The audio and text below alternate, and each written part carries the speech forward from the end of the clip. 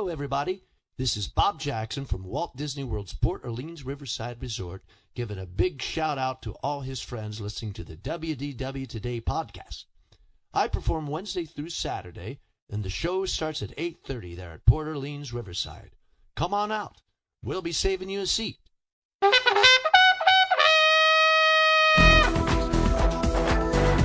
This is Walt Disney World Today. Give us 5 minutes and we'll give you the world. It's Monday, October 19th, 2009, and this is episode 632 of WDW Today. I'm Matt Hochberg of StudioCentral.com. Joining me on today's show is Mike Scopa, a senior feature writer and blogger for allears.net. Welcome, Mike. Fireflies, up here. Tough to be a bug. Tough to be a bug. Very good. Also joining us on today's show is Mike Newell of Mouse World Radio. Mike, let me get this straight. I was listening to Mouse World Radio. I want to make sure I have this exactly correct, and I want you to clarify. It's a... Oh, man, I messed up the line. Oh. That was just sorry. fabulous. Yeah. Sorry. That was pretty funny, Matt. Swing and a miss. So anyway, how are you, Mike? No, I was better until you came up A with little that. disconcerted right now, apparently. Also joining us on today's show is Len Testa, co-author of The Initial Guide to Walt Disney World. Welcome, Len. How's it going, Matt? Not so good, but getting better. Just moving on. Just wish we wouldn't have had a cough syrup before. That's right. Saw the funniest movie last night. Saw Zombieland. Is it good? So funny. Yeah. I gotta check it out. I'm a big Bill Murray fan. So anyway, go ahead. And also joining us on today's show is Sean Slater, the author of the Disney Sean blog, which of course you can find at disneysean.blogspot.com. Welcome back to the show, Sean. Thanks. Glad to be here. And since you're not feeling so well, can I just use your line and say that I'm outstanding? Nice. Very good. Thank you. On today's show, we brought Sean on. If you don't recall, Sean was the guy, basically, he's the guy we talked about the dolphin episode, which is actually very interesting. We worked on a project. If you haven't listened to that episode, definitely go check it out. And that was a little while ago, about a month or two ago. But we brought Sean back on because in addition to Sean's many, many talents, along the line, he actually worked for Walt Disney Imagineering, where he helped develop some storylines. And, with Disney, everything has to have a story. I'm sure the restrooms have some sort of a story to them. I'm not sure what they might be, but I'm sure they're built in somewhere. And today, we're actually going to be talking about the Ye Olde Christmas Shop in Liberty Square, because, Sean, you developed the whole story for this entire area. And I know that, between, Expedition Everest and Splash Mountain and Pirates and everything, we're always, we're always talking about the shops. But, what's interesting is that, because, again, this really goes back to the attention to detail that Disney has with everything. They really do put a storyline to everything here, and this is a classic example of that. So why don't you tell us a little bit about the project as you were brought onto it? That's right. At least we try to put a story to everything. It doesn't always work out. But yeah, we like to say that everything starts with a story. In the case of this particular project, it actually started with a need. If anyone remembers, the Christmas shop used to be in Fantasyland. It was right behind the castle in the area that's now Sir Mickey's. That's right. I remember. Yep, yeah. It was the Christmas shop on one half, and the other half was a store called the Aristocats. And just be right on the right as you come under the castle, right, Sean? Right on the right. Right. Yep. Well, back in, I guess it was the mid-'90s, when they redid that area as Sir Mickey's, all the Christmas stuff came out, and merchandising decided, but we still need a permanent home somewhere in the Magic Kingdom where guests can get Christmas items year-round. So they decided on Liberty Square, and everything just kind of landed there. And it sat there in that block of shops across from the Hall of Presidents for a couple of years before there was actually money to go in and do it right. So this was a case of where it started with the need. They needed a new shop that would offer Christmas items year-round. They wanted to go in and do it right. So they said, okay, well, here you go, Walt Disney Imagineering. Here's some money. Give us a Christmas shop. Now, what's interesting about this project that actually happens with a lot of the smaller things like this is once the project turns on and the money's available, everybody is turned on at the same time. But nobody else can do anything until the writer's done his job, or her. Mm-hmm. So there's a little bit of pressure. Everybody's knocking on my door. Hey, you got that yet? You got that yet? Come on, we have to buy props. We have to turn the architects on. Come on, what's happening? So when they gave you this idea, this project rather, we're going to have a shop in Liberty Square, and and it's going to have a Christmas theme. What was your initial thoughts? I mean, what kind of what really came to mind when the project was brought to you? Well, it was initially just presented to me saying, okay, we need a simple story. It's a Christmas store in colonial America. So beyond that, I didn't have any direct thoughts except let me start doing some research. Unfortunately, the first thing that I pulled up was the fact that during colonial days, Christmas wasn't really celebrated in the colonies. Thought, well, here's a problem. Scopo really wasn't into the holiday back then. That's right. It was So isn't our notion of Christmas pretty much a Victorian era construct? We were doing Festivus back then. Yeah. Festivus, right. For the rest some sort of pagan thing. It was some sort of Mithraism. Yeah, anyway. No, I think there was a group of Germans, like in Pennsylvania, in that area, who were still celebrating some of the old traditional things. But for the most part, many of the people who had come and settled in the colonies were fleeing religious persecution. They were fleeing all of the constraints of the church. And with that, they left behind a lot of those traditions. So it really wasn't until after the country was formed, after they had their freedoms and they could celebrate however they wanted, that a lot of the things that they liked started to come back. Oh, that's funny. So I thought, okay, well, this could be a problem. But then I went back to what was really the original design intent of Liberty Square in Frontierland, which is as you go from the Haunted Mansion around toward Big Thunder Mountain Railroad, you actually pass through time and across the country. Yep. The Haunted Mansion is 1600s, upstate New York on the Hudson River Valley. Mm-hmm. You get down to the area kind of between the Columbia Harbor House and the Hall of Presidents. That's colonial America, pre-Revolutionary War. The Hall of Presidents itself represents the Constitutional Convention. In fact, the address on the building is 1787. 1787 was the year that the Constitution was signed. So I thought, okay, following this logic, the Christmas shop is across the street. So, hey, New Nation, Christmas time.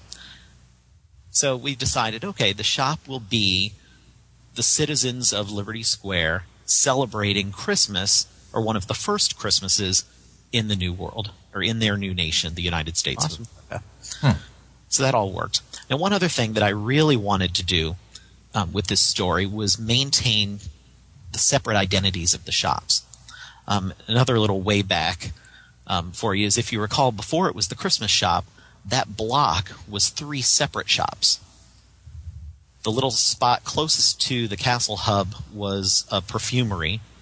Oh, I don't remember that.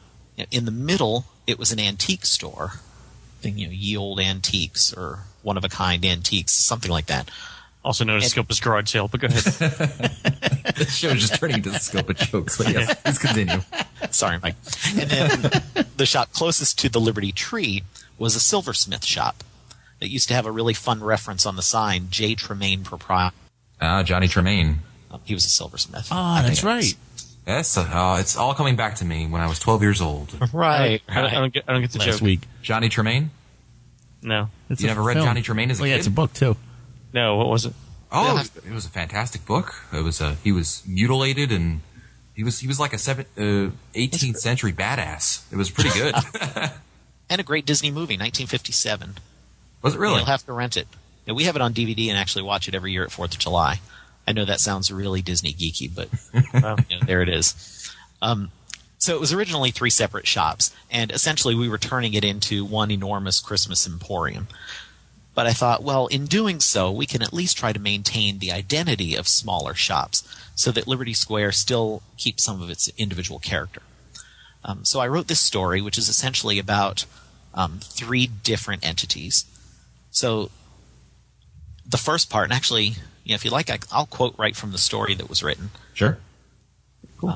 It says, Ye Old Christmas Shop is actually a series of buildings, storefronts with second-story residences, brimming with busy craftspeople preparing for the upcoming festivities. Each shop has its own purpose, and thereby its own character. More formal in nature, the music teacher's shop is set with recorders, mandolins, and fiddles, perhaps readied for playing at a ball in honor of Twelfth Night on January 6th. The music on the sheets and meeting the ear is that of Watt's beloved Joy to the World and the traditional English favorites The Holly and the Ivy and I Saw Three Ships. Next door is a woodcarver's shop, casual and more rough-hewn. The tools of the trade sit amidst curled shavings of pine and cherry. In the corner is a lovingly crafted hobby horse, and decorative holiday ornaments are all around. Nearest the Liberty Tree is the quaint home of a family of Pennsylvania Germans, folk artists and craftsmen whose hospitality is evident in the beautiful items they offer for sale and in the pot of hot cider they keep on the stove. They're always ready to welcome townsfolk and travelers alike, spreading wishes of good cheer. So now the music store, is that the same building that has the Ichabod Crane reference over there? Yes. So that's the one that was originally the perfumery. Uh-huh. So, yeah, it looks more, I guess, more Victorian, a little bit more ornate. The shingle hanging out front says Music and Voice Lessons, Ichabod Crane Instructor. So a little reference to Sleepy Hollow. Nice. Which fits in the period. The Sleepy Hollow refreshments right across the way. Plus, if you recall from the film, he was a teacher, and he would teach the ladies of the town to sing in exchange for them cooking for him. Huh. So that's not a bad racket to start up. Right? Yeah, I think I'll start something. Oh, it's got legs. That's nice. Right. And then the middle one, the woodcarver shop. And then on the end, the family home, which, another little Disney reference. On the outside of the door going into that house is a plaque with the family name. And the name is listed as Keppel. Well, Keppel sounded like an appropriately German name, so it worked for me. But actually, the name Keppel was Walt Disney's grandfather. Yeah. It's his grandfather's name. Nice. So a little hidden Disney reference in there. But looking He's a nice through guy, too. Yeah, you knew him, did you? You guys hung out? Yeah. That's cool. Yeah.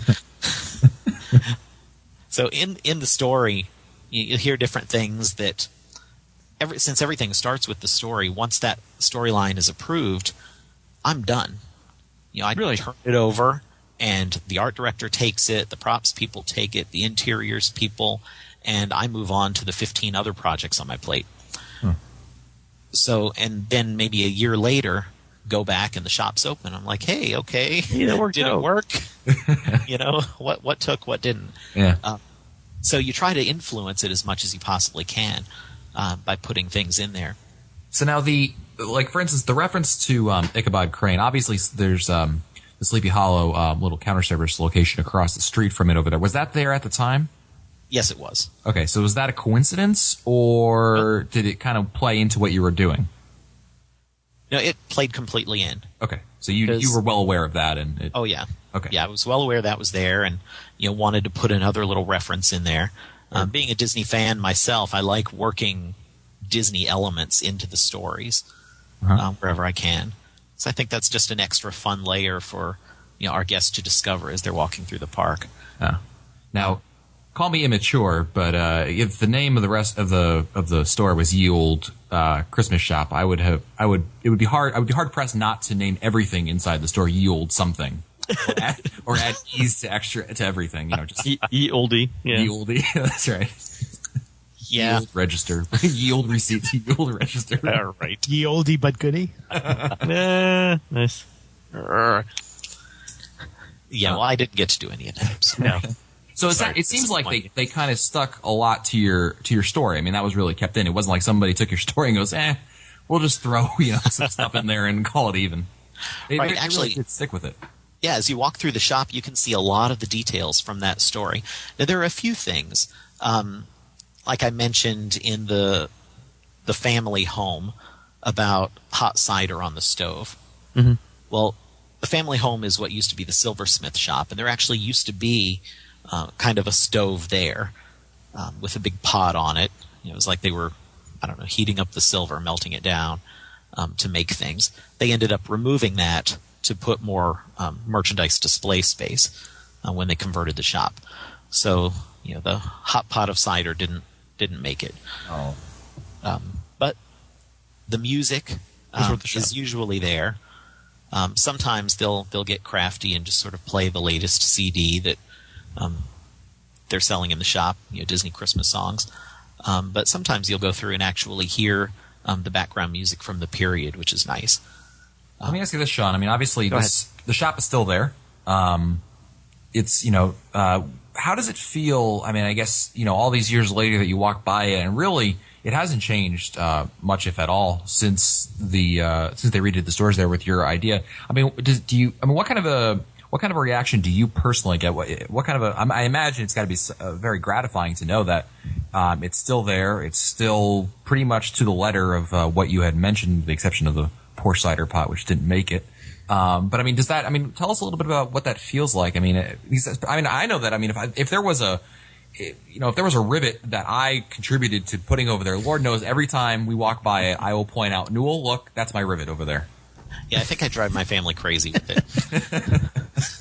But no, I mean, of course, there's an incredible sense of pride in knowing that something that I was a part of is now part of Walt Disney World.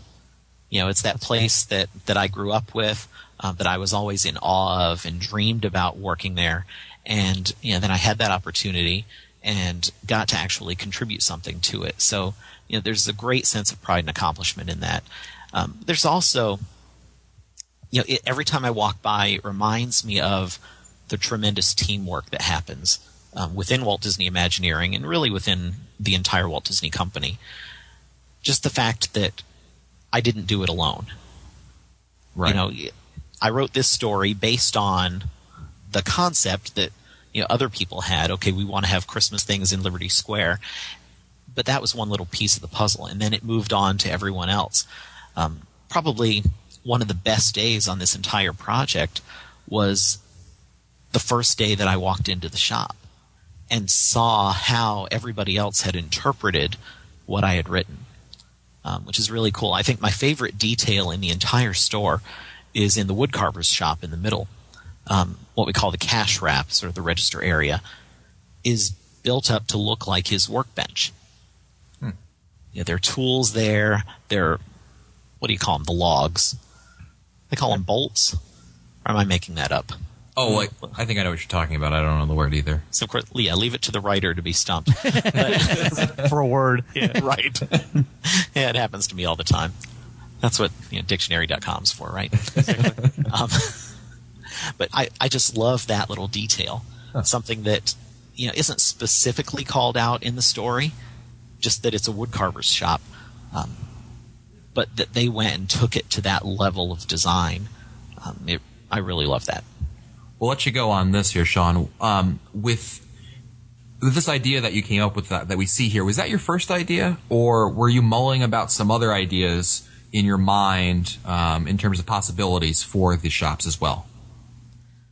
Actually, this was the first one. This was the first and only idea for this particular location. You're glad it worked, right? Right. Woo, they took it. Woo. Well, and that certainly doesn't always happen. I've been part of many projects where you're on the 15th iteration and you're like, really? I have to do it again? All right. Pinatas, okay? Pinatas that go crazy, all right? Hey, Matt, I have something I'd like to ask Sean. Yes. Sean, was there ever any consideration to taking your story and posting it somewhere, like right outside the shop, for guests to read and maybe, as they read it, say, oh, when I go in, I'm going to have to look for that? Was there any consideration for that? Actually, no, there wasn't.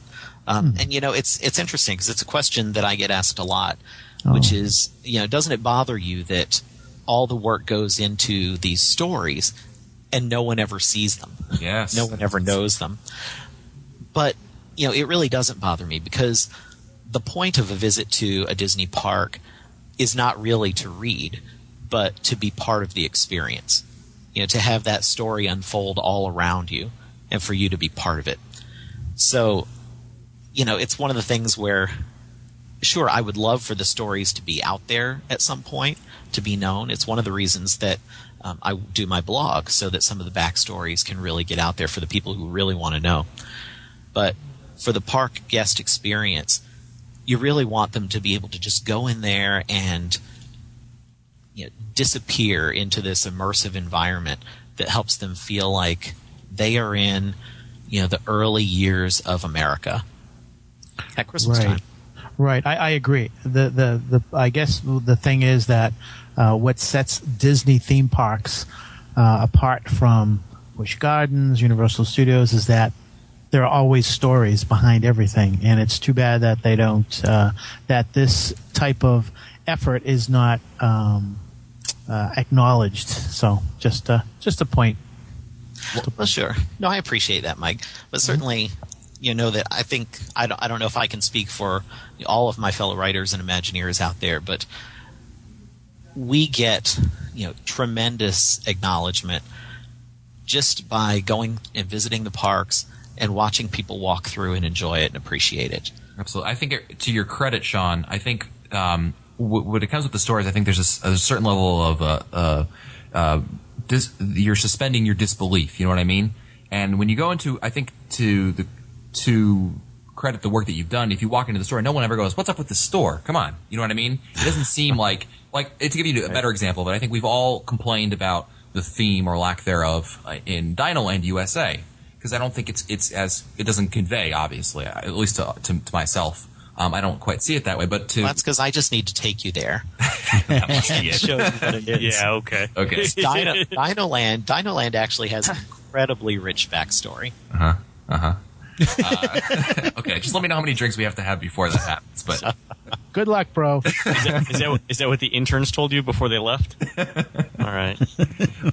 No, but seriously, it's thank you for sharing the story, Sean. Like Scopa says, I think it really is. I'm sure most people don't know about it. So certainly, we didn't know about it before. The rich story there that they have over there, and certainly, it's great that you were able to share that with us. It's my pleasure. And thanks for having me on. Even though it's Halloween time, always happy to talk about Christmas. That's right. In the true sense of Disney, we're talking about Christmas in October. Right. And of course, if you enjoy what you've heard here with Sean, definitely check out his blog, DisneySean.blogspot.com. We'll have a link in the show notes for it. It's a very good read. Lots of interesting information all about Walt Disney World in there. Lots of explaining a lot of the hidden details there. It's really a great read and something that I know that many of us here on the show, we stop and check out every morning before we go to work. So very nice, Sean, and thank you for coming on. Thank you very much for having me. And that'll do it for us today. If you want to find our older episodes, read our show notes, or send us your comments, visit the WDW Today website at WDWtoday.com. Don't forget also that this Sunday is our next live show. That's right, this Sunday at 8 o'clock p.m. Eastern Time. All the details for our next live show are going to be at WDWtoday.com. That's going to be on October 25th, so check that out. For Len Testa, Mike Scopa, Mike Newell, and Sean Slater, I'm Matt Hochberg. We'll see you on the next show. Stupid Judy, stupid energy. This has been a production of Mouse World Radio.